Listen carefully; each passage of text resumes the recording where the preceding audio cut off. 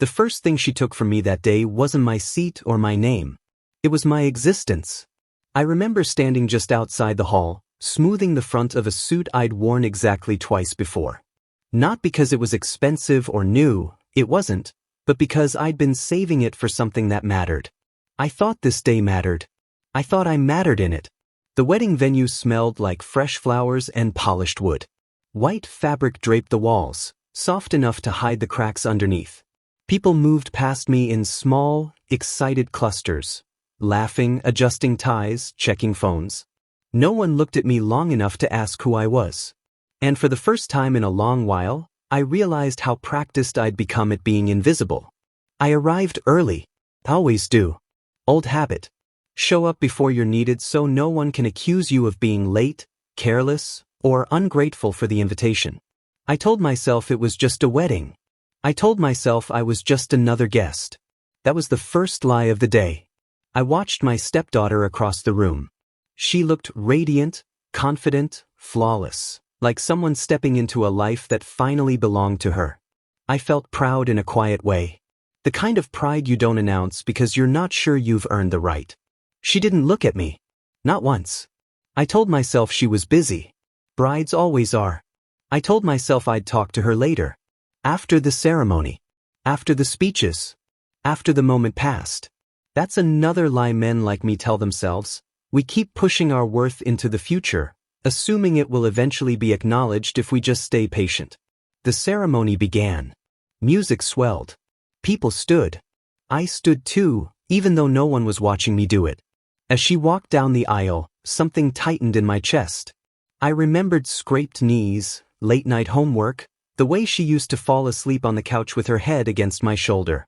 I remembered promises I never spoke out loud. When the vows ended and applause filled the room, I clapped along, smiling like everyone else. My hands moved automatically. My face knew the routine. Inside, I was bracing for something I couldn't name yet. The reception was louder. Glasses clinked. Chairs scraped. People settled into conversations that assumed their place in the story was secure. Then came the introductions.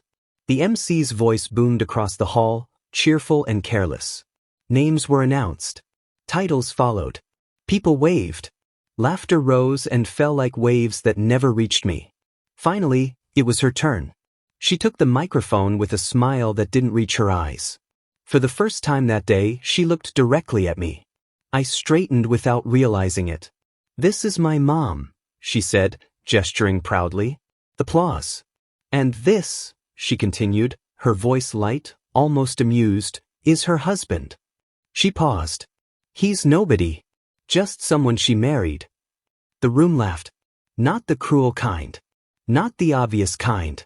It was worse than that, the polite, uncertain laughter people use when they don't know whether they're allowed to feel uncomfortable. I felt it land in my chest like a dropped plate. Nobody. The word echoed louder than the music, louder than the clapping that followed as she quickly moved on. I didn't react. I didn't flinch. I didn't look away. I stood there, hands folded, breathing through a moment that felt carefully designed to see if I would break. Inside, something split. There's a particular kind of pain that comes from being erased publicly. Not attacked. Not confronted. Just dismissed. As if your years, your effort, your sacrifices were clerical errors someone finally corrected. I thought about standing up. I thought about saying something sharp, something that would make the room go quiet for the right reasons. But I didn't. Because men like me don't get applauded for defending themselves. We get judged for disrupting the moment. I caught my wife's eye across the table. Her smile faltered for half a second. Just long enough for me to see the apology she didn't have the courage to voice. "Please," her eyes said. "Not today." I nodded slightly. Today, apparently, I didn't exist. As people returned to their conversations, the laughter fading into background noise, I sat down slowly. My chair felt colder than before. I noticed details I hadn't earlier, the tightness in my jaw, the way my pulse thudded behind my ears, the familiar urge to swallow everything down and call it maturity. I told myself I'd survived worse. But this wasn't worse. This was quieter. And quiet wounds have a way of bleeding long after everyone else has gone home. I watched her from my seat as she laughed with her friends, radiant and unbothered. I wondered when I'd lost my place in her story, or if I'd ever really had one at all. The strange thing wasn't the humiliation. It was the relief. Relief that the question I'd avoided for years had finally been asked out loud. If I was nobody, then who had I been trying to be all this time? I didn't know yet. But somewhere in the room, I felt it, the faintest shift. Like a thread being pulled tight. Like a past I'd buried stirring under the weight of a single word. Nobody. I stayed seated. I stayed silent. I stayed composed. But something inside me had started to wake up. And I had the uneasy feeling that before this day was over, someone else in that room would remember exactly who I was. I stayed in my seat long after the laughter settled back into noise, long after the moment passed for everyone else. That's the thing about humiliation. It's brief for the crowd, permanent for the person carrying it. I watched servers move between tables with practiced smiles, balancing plates and glasses like nothing in the world had shifted. Somewhere behind me, a group was already retelling a joke I hadn't heard. Life had moved on at full speed. Mine hadn't. I kept my eyes on the table in front of me, tracing the grain of the wood with my thumb. It grounded me. Simple. I needed that. Because the memories had started coming whether I invited them or not. I saw her at 12, standing in the doorway with her backpack half-zipped, insisting she didn't need a ride. I saw her at 16, furious at the world, slamming doors she always came back to apologize for. I saw the night she called me from a party, voice shaking, asking if I could come get her, no questions, just please. I went. Every time. I didn't keep score. I didn't need to. I thought showing up was the point. Her biological father wasn't there then. He wasn't there for science fairs or parent-teacher meetings. He wasn't there when the car wouldn't start, or when money was tight and the fridge was louder than our conversations. His absence wasn't dramatic. It was casual. The kind that convinces a kid it's normal to stop expecting anything. I filled in the gaps quietly. Not because I wanted a medal, but because someone had to stand in the space he left behind. I paid for braces. I paid for field trips. I paid for a laptop she needed for school, even when it meant my own plans stayed plans. When she got sick, I sat in uncomfortable hospital chairs and pretended not to notice the way nurses assumed I was just the stepfather. But I never corrected them. Men like me learn early that insisting on recognition looks like insecurity. So we stay silent and hope consistency will speak louder than titles. Across the room, my wife laughed at something a distant relative said. She looked happy, relieved, like the worst part of the day was already over. I wondered if she thought the same about me. We didn't talk about it. Not yet. We wouldn't unless I forced it. And forcing things had never been my strength. I remembered the night she asked me to marry her. Not with fireworks or speeches, just a quiet conversation at the kitchen table, bills spread between us. She'd said she needed stability. Someone dependable. I'd taken that as love. I thought about the things I didn't do because someone needed me steady. The opportunities one turned down because they came with risk. The nights I went to bed early because mornings mattered more than dreams. I used to believe sacrifice automatically turned into meaning. Now I wasn't so sure. The music shifted. A new song began, louder, brighter. People stood to dance. I stayed seated, nursing a drink I hadn't touched. That's when I noticed him. The groom's father. He stood near the edge of the room, posture straight, suit perfectly tailored. He wasn't dancing or talking much, just watching. His eyes moved deliberately, like he was taking inventory of the room. And then they stopped on me. Not in passing. Not the polite glance you give a stranger before looking away. He looked at me like he was trying to remember something important. I felt a strange tension crawl up my spine. The kind you get when you're being evaluated without knowing the criteria. I broke eye contact first. Old instinct. Don't invite attention. But the feeling didn't leave. It followed me back into my thoughts, back into the quiet tally of years spent doing the right thing without anyone asking whether it cost too much. I thought about all the times I swallowed my pride because someone else's comfort mattered more. All the times I told myself that being needed was enough. Maybe it was. Maybe it still should have been. But as I sat there, publicly reduced to nobody, a question I'd avoided for years pressed harder than ever. What happens to a man when the role he built his identity around no longer wants him? I didn't have an answer. I only knew this: I had stayed when leaving would have been easier. I had chosen responsibility over applause, consistency over excitement. And somehow, that choice had brought me here, present, invisible, and quietly exhausted. The groom's father looked my way again. This time, he nodded. Just once.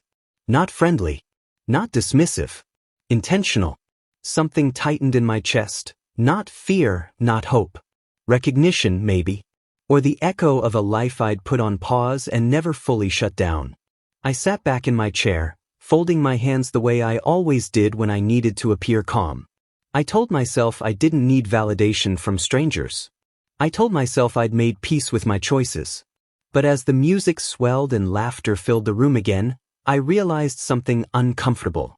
Staying had been my strength, but it had also been my hiding place. And whatever that man across the room saw when he looked at me, it had nothing to do with being nobody. I felt it then clearly. The past wasn't done with me yet. And before this night ended, someone was going to force me to remember exactly who I'd been before I learned how to disappear. I felt him before I saw him. That shift in the room, the subtle recalibration people make when something unexpected arrives. Laughter bends. Conversations pause mid-sentence. Heads turn, then turn again, like the moment is asking for permission to exist. The doors at the back of the hall opened wider than they needed to. He walked in like he'd never left. Confident. Hair just silver enough to look intentional. His suit fit him the way a story fits someone who's practiced telling it. He smiled easily, as if the room owed him recognition and was happy to finally pay up. I didn't need an introduction. I knew who he was. Her real father. 5 minutes late to the most important day of her life, and still somehow right on time.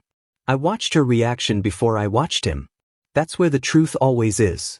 Her face changed instantly. Not surprise. Not confusion. Relief. Like something she'd been holding her breath for finally arrived. She stood so fast her chair scraped the floor. People noticed. Phones came out. Someone whispered his name like it explained everything. He opened his arms. She ran into them. The room softened around them. Smiles widened. A few people clapped, unsure why but convinced they should. I stayed seated. I told myself it didn't matter. I told myself this was her day, not mine. I told myself I'd made peace with his absence years ago. None of that stopped the dull pressure building behind my ribs. He kissed her cheek, whispered something that made her laugh. He didn't look around like he was searching for me. Why would he? I wasn't part of the reunion. She took the microphone again, glowing now. And my father finally made it, she said proudly. I couldn't do this without him. Applause this time wasn't awkward. It was enthusiastic. Something in me went still. Not anger. Not jealousy. Displacement. Like I'd been standing in a spot for years without realizing it was only temporary. I studied him then. The way he shook hands, the way he accepted congratulations as if they were overdue payments. He told stories in short bursts, commanding small circles of attention wherever he stopped. He was good at this. I wondered how many times he'd practiced being impressive instead of being present. My wife leaned toward me. I didn't know he was coming, she said softly. I nodded. I figured, I replied. That was the extent of it. Anything more would have cracked something open. Across the room, the groom stood stiffly beside her, smiling politely. His eyes flicked from her father to me, then away again. He looked confused. Maybe even uncomfortable. At least someone noticed the imbalance. The music swelled again. Drinks were poured. The moment folded neatly into the celebration like it had always been planned. I sat there with my hands clasped, listening to the familiar voice in my head start its inventory. He has presence. He has confidence. He looks like the kind of man people listen to. Then the quieter, crueler thought followed. You don't. I caught myself and almost laughed. When had I started measuring my worth against men who showed up late? I thought back to the nights she cried over school projects, over friends who disappeared, over disappointments she never told her mother about. I was the one who listened. The one who stayed quiet when words would have made it worse. None of that translated into applause. It never does. He moved closer to our table eventually. Close enough that I could hear him speak. "So proud of you," he said to her. "You turned out incredible." She beamed. I waited for the rest. The acknowledgement.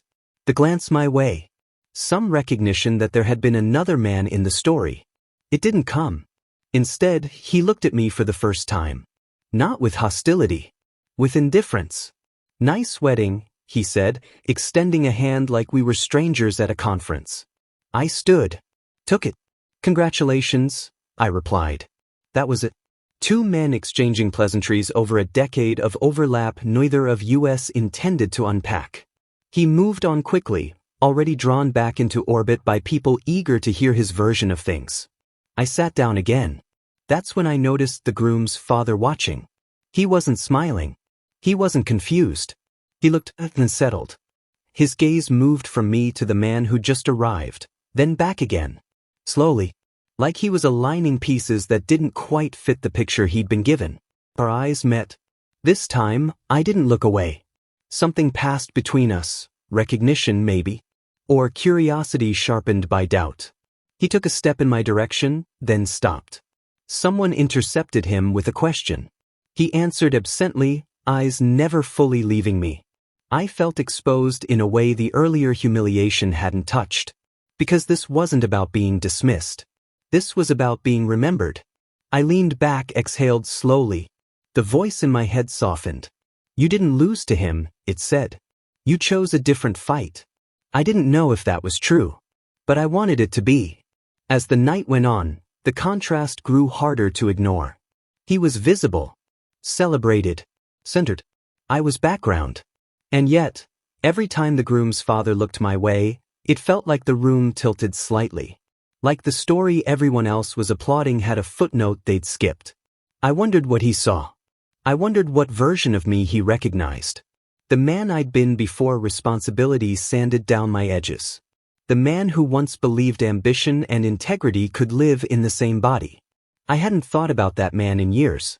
But as I watched the past walk around in a borrowed suit, charming everyone in reach, I felt something unexpected rise beneath the disappointment.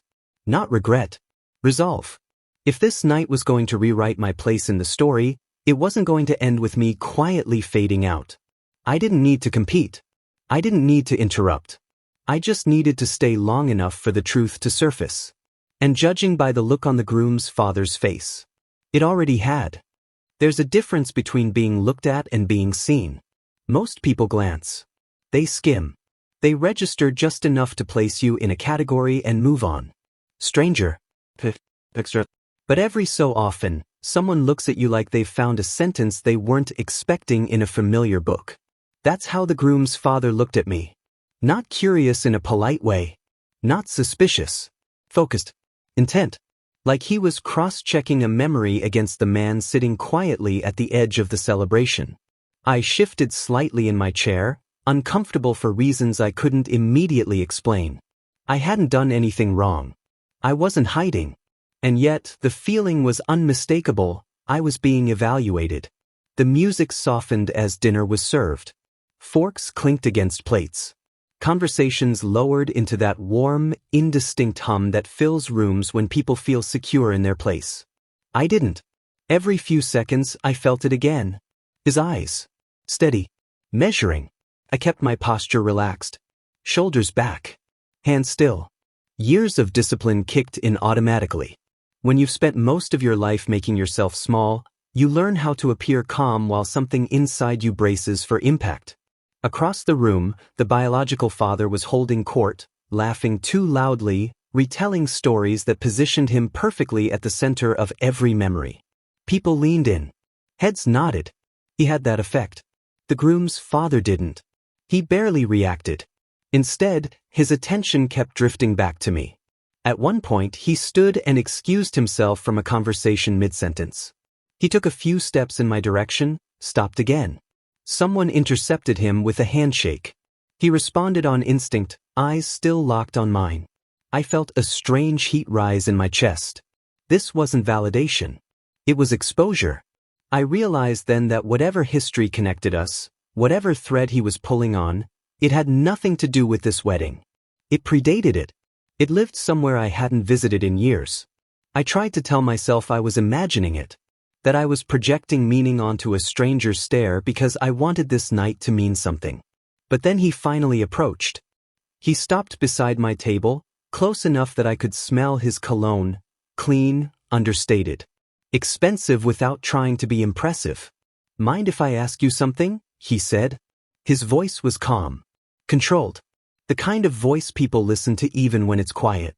I looked up at him. Of course. He studied my face for a moment longer than necessary. Not rudely. Thoroughly. "What's your name?" It was a simple question. It didn't feel like one. I told him. He repeated it slowly, like he was tasting it, rolling it around in his mouth. "And what do you do?" he asked. I almost smiled. That question used to define me. It used to open doors, spark interest, lead to follow-ups and handshakes. Now it felt like a trap.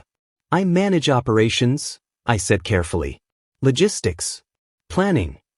He nodded, but his eyes narrowed slightly. Like the answer didn't fully satisfy him. "Used to," he said. It wasn't a question. My breath caught. "I used to do a lot of things," I replied. A corner of his mouth lifted, not a smile. "Recognition. That's what I thought," he said. Before I could ask him what he meant, someone called his name from across the room. He turned, raised a finger in acknowledgement, then looked back at me. "We'll talk," he said. "Later." Then he was gone. Just like that. I sat there, heart beating harder than it had all evening. Around me, the celebration continued uninterrupted. Plates were cleared. Toasts were prepared. Laughter spilled freely. No one noticed the quiet shift that had just taken place. But I did. Because for the first time that night, someone hadn't treated me like furniture. He hadn't asked about my connection to the bride. He hadn't dismissed me with politeness. He'd looked past the role I was playing now and seen the outline of something else. Something unfinished. My mind drifted backward, uninvited. Late nights. Whiteboards filled with half-erased plans. Conversations that mattered. Decisions that carried weight. A version of me that didn't sit quietly in the background. I swallowed hard. I'd buried that man deliberately. Told myself it was necessary. Responsible. Noble even. But as I watched the groom's father return to his seat, posture tense with thought, I understood something I hadn't before. You can abandon a life without it ever fully letting go of you. Across the room, the biological father raised a glass, soaking in applause. I didn't look at him. My attention stayed fixed on the man who just unsettled my carefully constructed invisibility. The wedding had a rhythm now, a momentum that felt inevitable. So did whatever was coming next. I leaned back in my chair, exhaled slowly. For years, I'd convinced myself that disappearing was the same as choosing peace. But peace doesn't feel like this. This felt like a reckoning taking its time. And when the groom's father glanced my way one last time, his expression unreadable but resolved, I knew something for certain. I hadn't been forgotten. I'd been postponed. Memory doesn't knock. It waits until you're tired enough to open the door without arguing. After he spoke to me, after that quiet promise of later, the room felt different. Smaller. Like the walls had leaned in just enough to remind me there were versions of myself still trapped inside them. I tried to focus on the present. The clink of silverware.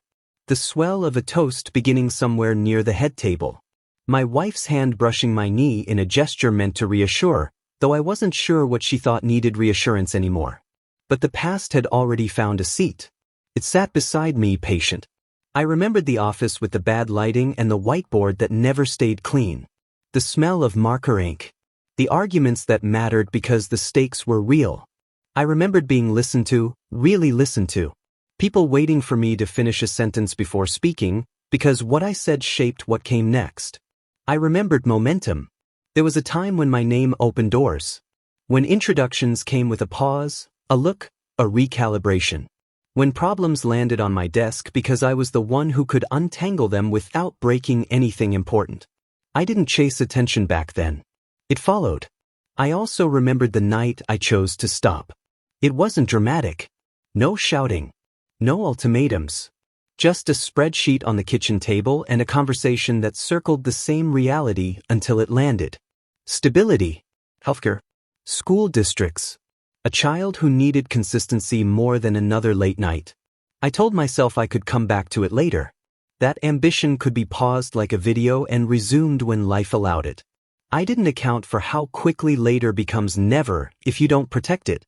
The groom's father stood to make his toast. The room quieted instantly. He didn't raise his glass right away. He scanned the crowd like a man taking stock before saying something that mattered. His eyes passed over the biological father without hesitation. Then they landed on me. Just for a second. Long enough. My pulse thudded. He began speaking, warm, practiced words about family, partnership, building something together. The kind of speech that sounded generous while carrying weight beneath it. As he spoke, my mind drifted again, unspooling moments I hadn't allowed myself to revisit. The offer I turned down because it came with travel. The promotion I declined because it meant moving.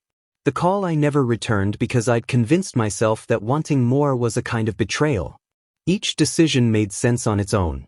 Together, they built a life that slowly edged me out of the center. I wasn't bitter about it. Not until tonight. Because sitting there, being publicly labeled nobody, I finally felt the cost of all those reasonable choices. The groom's father ended his toast to applause. Glasses clinked. People smiled, relieved by the simplicity of a well-delivered sentiment. He set his glass down and didn't sit. Instead, he stepped away from the head table. My chest tightened. He moved with intention, weaving through guests who parted instinctively. He stopped at my table and leaned in slightly, lowering his voice. "You still thinking in systems?" he asked. The question hit me like a dropped weight. I looked up at him, searching his face for context, for confirmation that I wasn't mishearing things. "Sometimes," I said carefully. He nodded, satisfied. "You always did," he said. Could see 3 steps ahead while everyone else argued about the first. My throat went dry. We hadn't spoken in years. I hadn't even been sure he remembered me. "You walked away," he continued, not accusatory. Observational. "I wondered when I heard. Thought maybe you'd burned out." "I chose something else," I replied. He studied me again. "Looks like you paid for it." The words weren't cruel. They were accurate. Across the room, the biological father laughed loudly at his own story. A few heads turned. Applause followed on cue. The groom's father didn't look. "I should have called you," he said quietly. "Tried to pull you back in." I shook my head. "You would have been too late." He considered that, then nodded. "Maybe," he said. "Or maybe you were waiting for permission." That stung. Because it felt true. He straightened, glanced toward the stage where the band was setting up. "Later," he said again. "We'll talk." And then he left. I sat there, heart racing, the noise of the room washing over me like static. My wife leaned closer. "Do you know him?" she asked. "Yes," I said. "From work." "From who I used to be." She looked at me, confused, like she was seeing a stranger wearing my face. I didn't explain. I wasn't ready to explain it to myself yet. Instead, I stared at my hands. They looked the same as they always had. Steady. Capable. Unremarkable. But I felt different.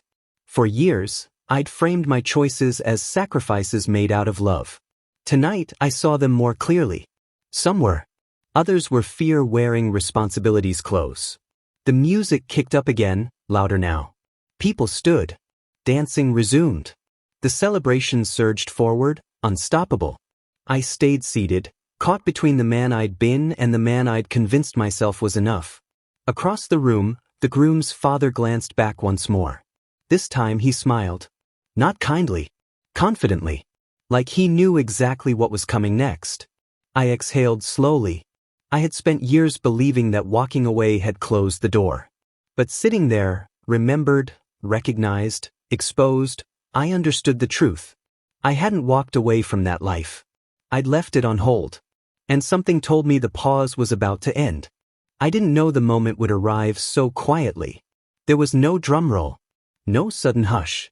Just a small shift in the air, like the room had taken a breath it didn't realize it was holding. The band had finished a song. Applause rippled, casual and automatic. People began drifting back to their seats, laughing, checking phones, refilling glasses. Then a chair scraped. Not loudly. Not aggressively. Deliberately.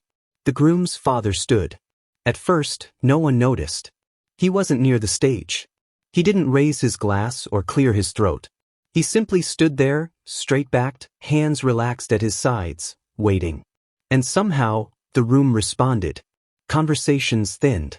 Laughter softened. One by one, people turned, not because they were told to, but because something in his stillness demanded attention. I felt it before I understood it. That tightening in the chest. That instinct that says, this matters. He looked around the room slowly, giving no one a reason to rush him. When his eyes met mine, they didn't flick away this time. They held. I wasn't planning to speak, he said. His voice wasn't loud. It didn't need to be. But I think I should. A few people smiled, assuming this would be another warm anecdote, another layer of celebration stacked neatly onto the night. It wasn't. I've spent most of my life building things, he continued. Companies. Teams. Futures. And I've learned something doing that. He paused. The loudest person in the room is rarely the most important one. The smile on the biological father's face froze. I felt my pulse climb. When things go right, the groom's father went on, credit has a way of floating to the surface. But when things go wrong, when real decisions have to be made, that's when you see who actually carries the weight. A few heads turned toward me. I shifted in my seat instinctively, every reflex urging me to disappear, to duck the spotlight before it landed. It didn't matter. He had already aimed it. There's a man in this room, he said, who once saved my career. The room went still. Saved. He didn't do it with speeches or bravado. He did it by telling me the truth when it would have been easier, and more profitable, to stay quiet. I felt heat rise to my face. He saw a failure coming that the rest of us were too busy congratulating ourselves to notice. And when he spoke up, he paid for it. A murmur rippled through the guests now, no longer polite. He walked away so the rest of us could stand, the groom's father said. And for years, I wondered what kind of man does that. He turned fully toward me. Tonight, I have my answer. Every eye in the room followed his. I didn't stand. Not yet. My legs felt heavy, like they belonged to someone else. My heart hammered against my ribs, loud enough that I was sure people could hear it. He was introduced earlier as nobody, the groom's father continued, his voice calm but edged now. That was incorrect. A sharp intake of breath cut through the room. He is the reason several people in this room have careers at all. He is the reason I'm standing where I am today. I saw my stepdaughter's face drain of color. I saw my wife's hand fly to her mouth. The biological father shifted uncomfortably, his smile gone, eyes darting as if searching for an exit. The groom's father took a step closer to me. Stand up, he said. It wasn't a command. It was an invitation. I stood. The room felt unsteady, like the ground itself had tilted. Applause broke out, not loud at first, uncertain, then swelling as people realized they were witnessing something unscripted. I didn't smile. I couldn't. My throat was tight, my chest full of words I'd swallowed for years. This man, the groom's father said, placing a hand briefly on my shoulder, chose responsibility when ambition would have been easier. And that choice cost him more than most of you will ever know. He looked around the room one last time. If you remember anything from tonight, he said, remember this. Character doesn't announce itself. It waits. He nodded to me once. And sat down. The silence that followed was heavier than the applause. I stood there, exposed in a way I'd never allowed myself to be. Not as a role. Not as a placeholder. As a man. I felt it then, not triumph, not revenge. Release. Something I'd been carrying finally set down. Across the room, my stepdaughter stared at me, eyes wide, like she was seeing a stranger built out of familiar pieces. I met her gaze. I didn't look away. For the first time that night, I didn't need to. And I knew, whatever came next, whatever conversations waited beyond this moment, nothing would ever be quite the same again. The applause faded unevenly, like rain thinning out after a storm. People didn't know what to do with themselves once it ended. Some sat too quickly. Others lingered halfway between standing and sitting, caught in the uncertainty of witnessing something real when they'd come expecting something rehearsed. I remained on my feet. Not because I wanted to be seen. Because my legs hadn't yet decided what came next. My stepdaughter was still staring at me. Not angry. Not defensive. Disoriented. The version of me she'd carried for years, the quiet extra in the background of her life, had just been contradicted in front of everyone she cared about. That kind of correction leaves a bruise. She looked away first. The biological father cleared his throat loudly, as if sound alone could reinsert him into relevance. "Well," he said with a thin laugh, lifting his glass, "that's quite the story." No one joined him. The silence around him wasn't hostile. It was worse. It was indifferent. He took a sip, eyes darting, recalculating the room the way men like him always do, searching for leverage, for an angle, for the next place applause might land. It didn't. I sat down slowly. My hands were steady now. My breathing had evened out. The surge had passed, leaving something calmer behind. Truth has weight, but it also has balance. My wife turned toward me, eyes glossy. "Why didn't you tell me?" she whispered. "I thought about all the answers I could give. Because you didn't ask. Because it didn't matter anymore. Because I didn't think anyone wanted to hear it. Instead, I said, I didn't think it was my story to tell." She nodded, swallowing hard. Across the room, the groom leaned toward his bride. He said something I couldn't hear. She shook her head once. Final. Then she stood. The room noticed immediately.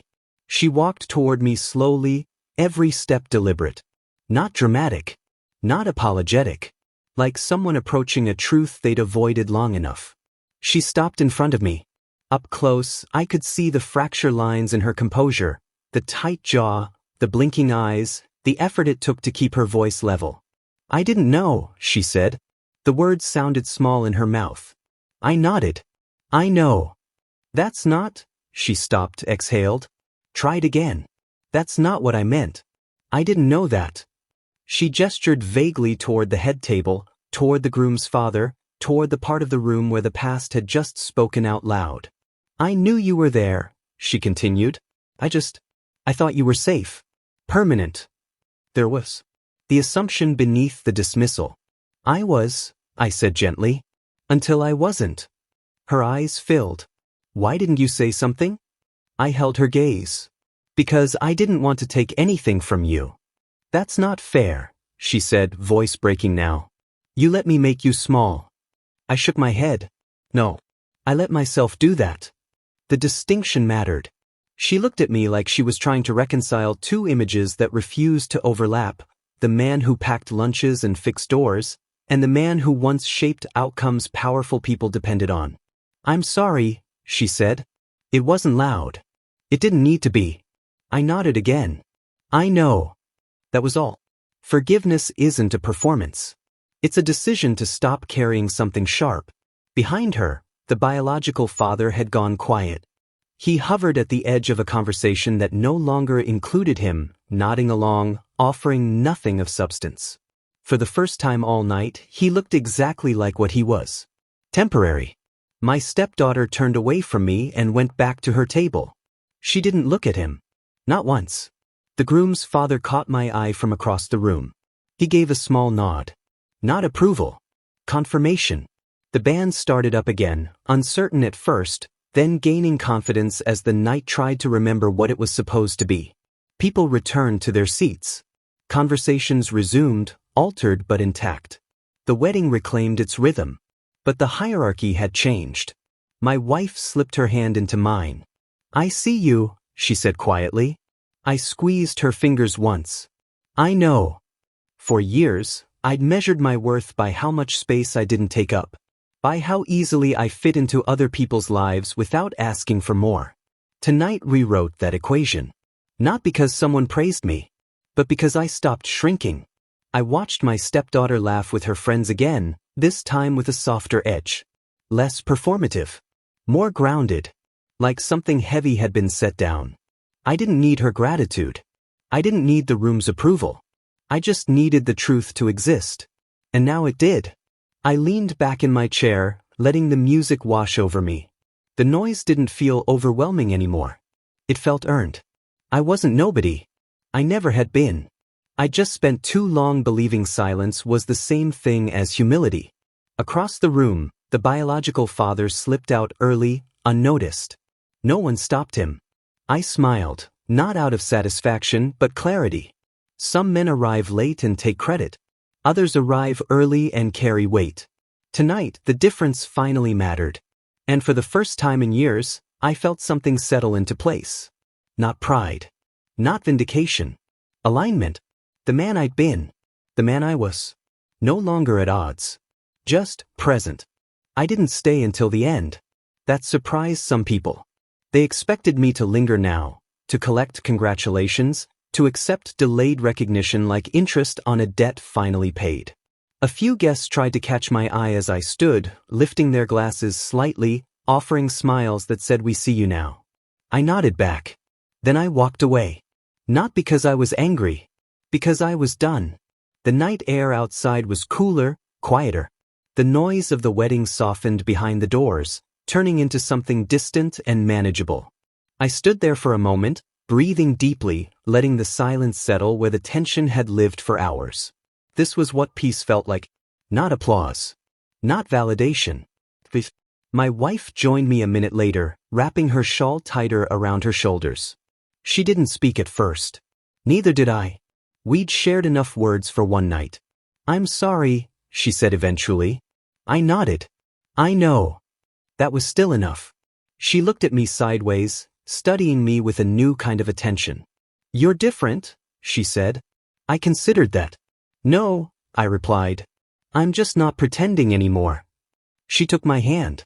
We stood there together, watching cars pull away, headlights cutting through the dark. People leaving with their stories intact, unaware of how much had shifted inside one quiet man. I thought about the years ahead, not in detail, not as a plan, but as a direction. Forward. I didn't need to reclaim the life I'd walked away from exactly as it was. I didn't need to chase the version of myself that existed before responsibility reshaped me. That man had done his job. He'd carried us here. But the man I was now, steady, awake, no longer invisible, he deserved room to breathe.